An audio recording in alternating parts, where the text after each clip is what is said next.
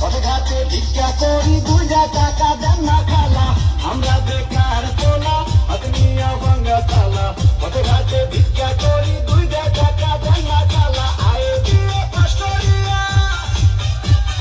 চাকরির আশায় ঘুরা ফিরা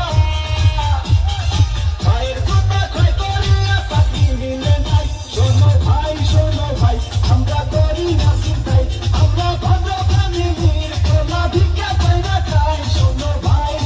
ভাই আমরা করি না চিন্তাই আমরা ভদ্র ফ্যামিলির তোলা ভিক্ষা কইরা খাই